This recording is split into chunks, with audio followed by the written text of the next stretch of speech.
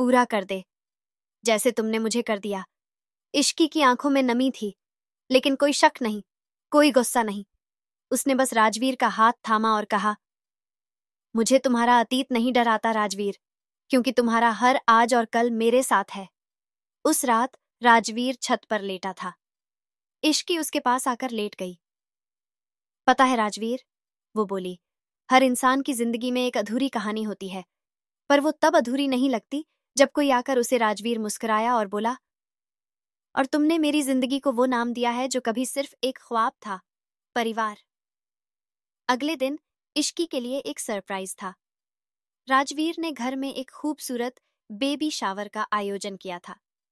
पूरा घर फूलों और प्यार से भरा हुआ था। इश्की की आंखों में आंसू थे, खुशी के, अपनापन के।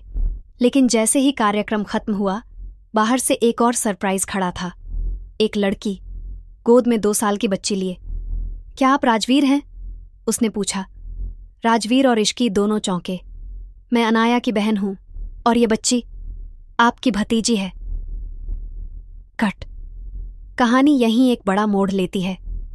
क्या अब राजवीर के अतीत की परछाई सिर्फ याद नहीं, जिम्मेदारी बनकर लौट आई है? इश्की क्या ये स्वीकार करेगी? और राजवीर किसे चुनेगा?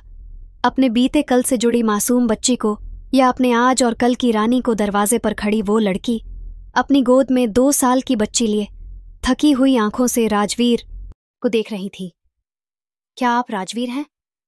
उसकी आवाज डरी सहमी थी, मगर उसमें एक सच्चाई थी जो अंदर तक महसूस हुई। राजवीर ने हाँ में सिर हिलाया।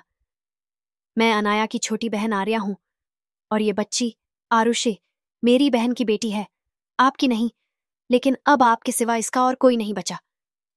इश्की का दिल धड़कने लगा। क्या मतलब? राजवीर ने पूछा। आर्या की आंखों से आंसू बहने लगे। अनाया का 2 महीने पहले एक्सीडेंट हो गया था। हम आपको खबर देना चाहते थे, पर किसी से संपर्क नहीं हो पाया। मरते वक्त वो सिर्फ आपका नाम पुकार रही थी। कह रही थी, मेरी बेटी को राजवीर के पास ले जाना, वो उसका ख्याल रखेगा।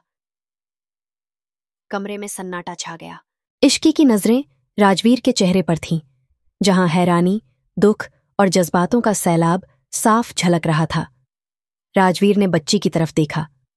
मासूम आंखें, जो जैसे कुछ जानती ही नहीं थीं। वो सिर्फ किसी सुरक्षित गोद की तलाश में थीं। राजवीर ने हाथ बढ़ाया और बच्ची खुद उसके गले लग गई। उस एक पल में राजवीर की आंखें भीग गईं। मैं इस बच्ची का गुनहगार नहीं बनूंगा, उसने धीमे से कहा। रात को इश्की चुपचाप बैठी थी। राजवीर उसके पास आया। माफ करना इश्की, तुम्हारे लिए सब अचानक हो गया। तुम्हारी कोई गलती नहीं है, उसने जवाब दिया।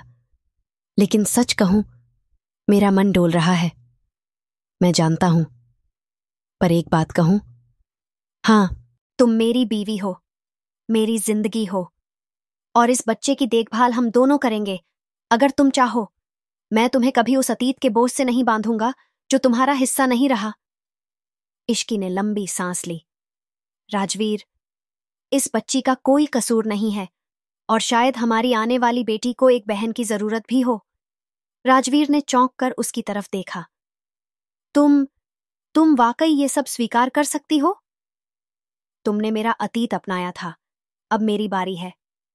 अगले ही दिन घर में 2 बच्चों के लिए कमरा सजाया गया। एक तरफ राजवीर और इश्की की बेटी के लिए झूला था, तो दूसरी तरफ आरुषि के खिलौने। ये सिर्फ एक कमरा नहीं, एक नई शुरुआत थी।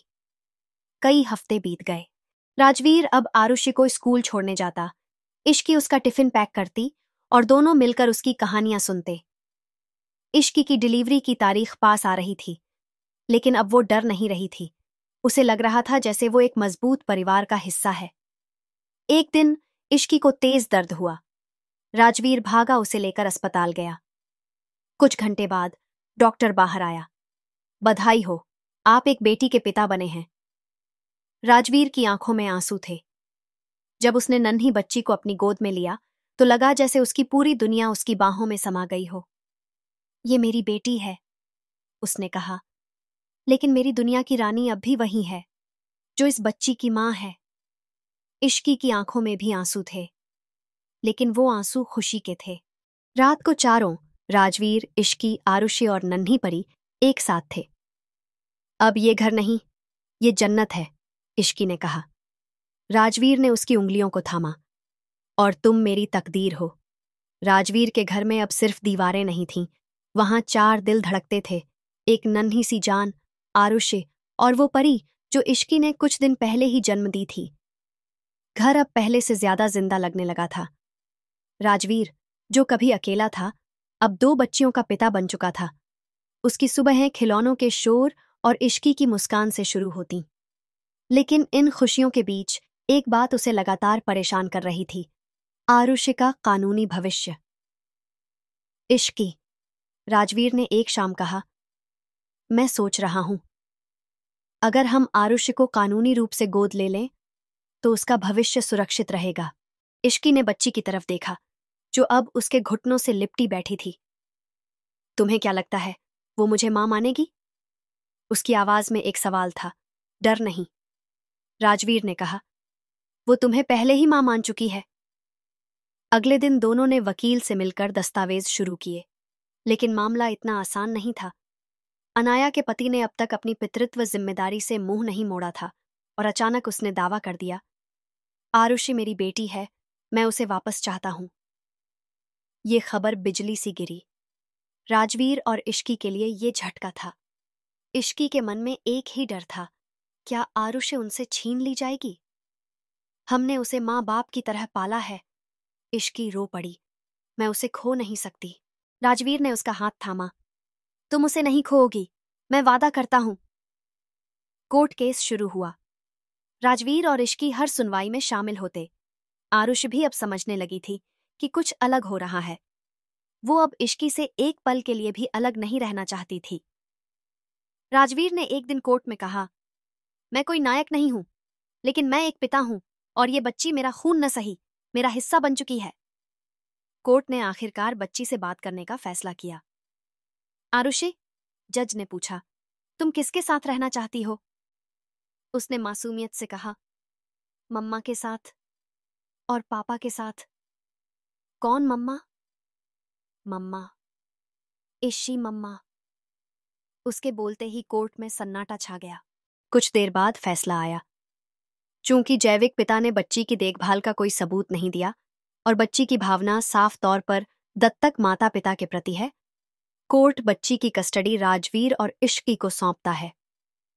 उस दिन घर लौटते वक्त इश्की की आंखों में आंसू थे। राजवीर, अब डर नहीं लगता, अब लगता है मैं पूरी हूं। राजवीर मुस्कुराया और बोला, तुम पूरी नहीं, अब परिपूर्ण हो। अब हमारा परिवार है, जो खून से नहीं, प्यार से बना है। कुछ हफ्तों बाद इश्की को एक इंटरव्यू कॉल आया। वो मां तो बन चुकी थी, लेकिन अब वह खुद को फिर से खोजने के लिए तैयार थी।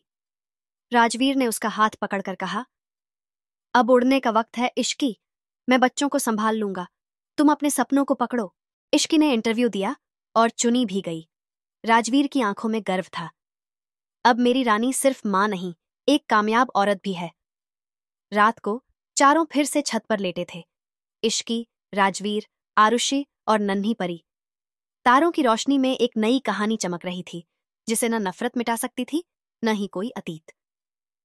सुबह की पहली किरण जैसे ही खिड़की से कमरे में दाखिल हुई, इश्की ने आंखें खोलीं। बगल में राजवीर बच्चियों के साथ गहरी नींद में था। ये दृश्य इश्की की मुस्कान का सबसे बड़ा कारण बन गया था।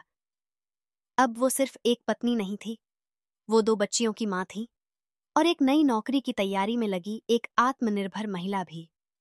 इश्की की नौकरी का पहला दिन। तुम्हें यह खत जब मिलेगा, तब शायद मैं तुम्हारे पास नहीं होंगी, लेकिन जान लो, मैंने तुम्हें छोड़ा नहीं था। मुझे जबरदस्ती तुमसे दूर किया गया। तुम्हारे पापा के परिवार ने मुझे कमजोर समझा और मेरी ममता पर शक किया, और मैं लड़ न सकी। पर मैंने हर साल तुम्हारी तस्वीरें देखी, तुम्हारे हर जन्मदिन पर तुम्हारे लिए केक बनाया, अकेले। राजवीर की आंखें छलक उठीं। अगर कभी किस्मत मुझे फिर से मां कहने का हक दे, तो बस एक बार मुझे माफ कर देना। तुम्हारी मां, चांदनी। शाम को इश्की घर लौटी। राजवीर सोफे पर बैठा था, आंखें नम थीं। क्या हुआ? उसने चिंतित होकर पूछा। राजवीर ने बिना कुछ कहे खत उसकी ओर बढ़ा दिया। इश्की ने पढ़ा, और फिर राजवीर के कंधे पर हाथ रख दिया। आगे बढ़ जाए। दिल हमेशा उस जगह लौटता है जहां वो अधूरा था। इश्की ने उसकी ओर देखा। और अब तुम पूरे हो? अब तुम सबके साथ, मैं पूरा हूं। चांदनी अब राजवीर और इश्की के साथ उसी घर में रहने लगी थी। इतने सालों बाद बेटे के साथ रहने का हर लम्हा उसके लिए किसी वरदान से कम नहीं था। इश्की ने भी बिना किसी संकोच के उन्हें अपनाया था, लेकिन कहीं न कहीं एक अनकही दूरी थी, एक नई बहू और एक सालों बाद लौटी मां के बीच। सुबह की शुरुआत अब चांदनी की आरती और इश्की के ऑफिस के लिए तैयार होने की जल्दी में होती। दोनों एक दूसरे को सम्मान देते, लेकिन भावनाओं की डोर अभी ढीली थी। राजवीर इस बदलाव को महसूस कर रहा था, मगर वो चाहता था कि ये रिश्ता समय के साथ मजबूत हो। एक दिन की बात है, इश्की ऑफिस से जल्दी लौटी। घर में सन्नाटा था। आरुषि और नन्ही परी सो रही थीं, और चांदनी रसोई में अकेली खड़ी एक पुरानी रेसिपी तैयार कर रही थी। इश्की चुपचाप उनके पास आई और बोली, आप थक जाएंगी मम्मी जी, मैं मदद कर दूं? चांदनी चौंकी, फिर मुस्कुराई। तुम्हारे हाथ की चाय भी तो स्वाद बदल देती है, आ जाओ।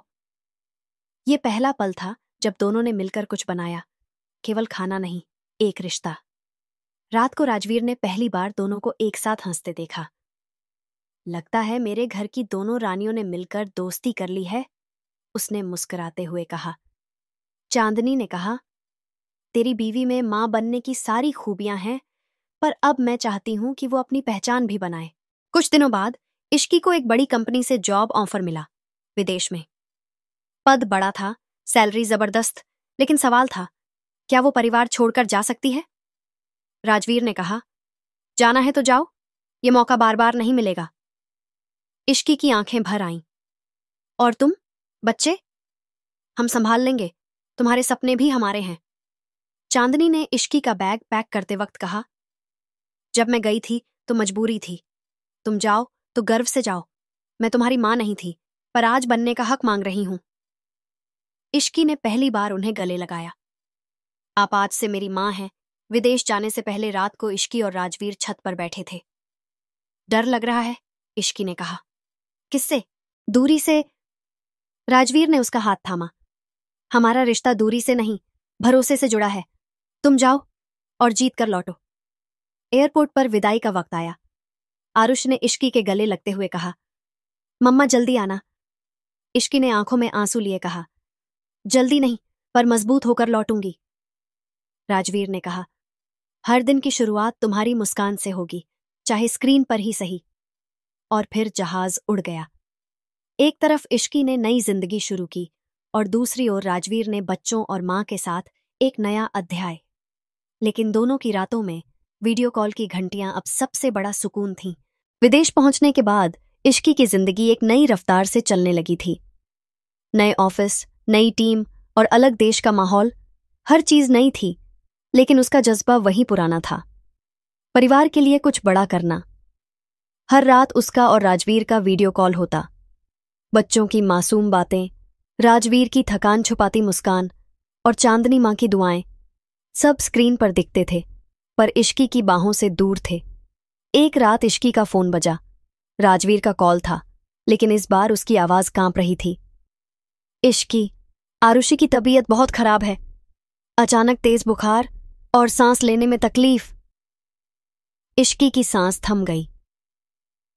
राजवीर, प्लीज उसे तुरंत हॉस्पिटल ले जाओ। मैं अभी फ्लाइट बुक करती हूं। नहीं, तुम वहीं रहो, मैं हूं ना, सब संभाल लूंगा। हॉस्पिटल के बाहर बैठा राजवीर उस छोटे से शरीर को ऑक्सीजन मास्क में देख रहा था और खुद को बेबस महसूस कर रहा था। चांदनी ने कंधे पर हाथ रखा। तू हिम्मत मत हार, ये तेरा इम्तिहान है बेटे। डॉक्टर बाहर आया।